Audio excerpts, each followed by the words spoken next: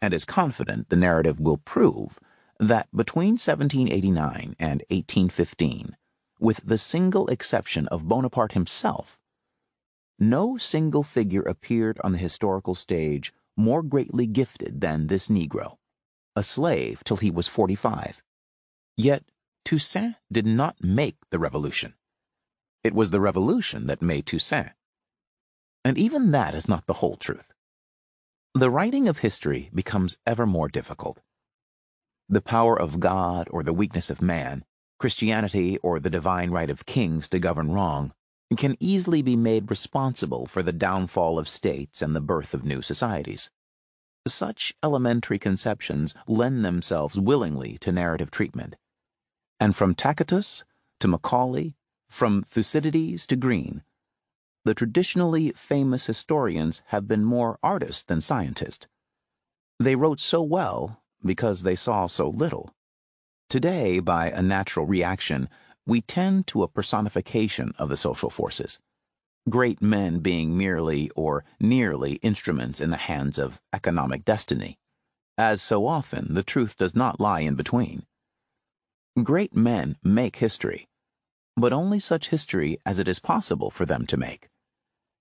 Their freedom of achievement is limited by the necessities of their environment. To portray the limits of those necessities and the realization, complete or partial, of all possibilities, that is the true business of the historian.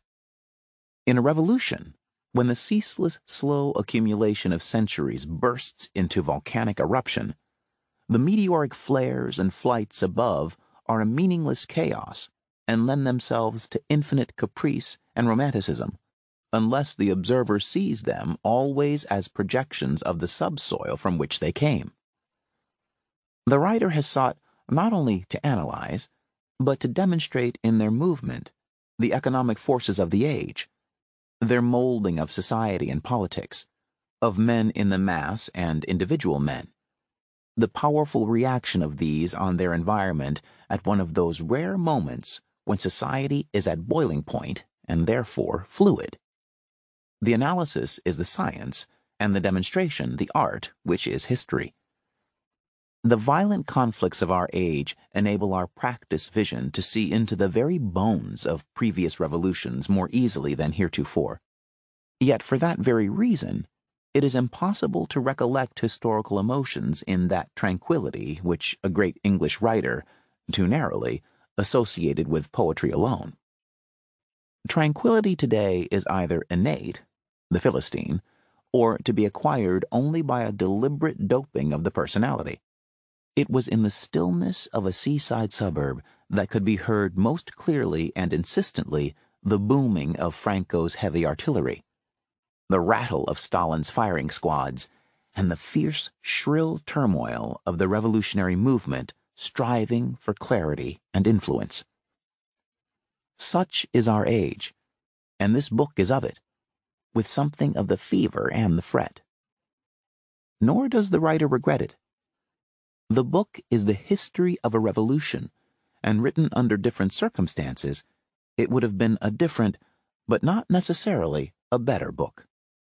C.L.R. James. Prologue. Christopher Columbus landed first in the New World at the island of San Salvador, and after praising God, inquired urgently for gold. The natives, Red Indians, were peaceable and friendly and directed him to Haiti, a large island, nearly as large as Ireland, rich, they said, in the yellow metal. He sailed to Haiti.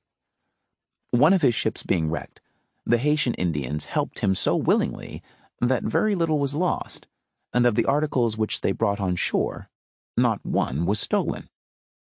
The Spaniards, the most advanced Europeans of their day, annexed the island, called it Hispaniola, and took the backward natives under their protection. They introduced Christianity, forced labor in mines, murder, rape, bloodhounds, strange diseases, and artificial famine, by the destruction of cultivation to starve the rebellious.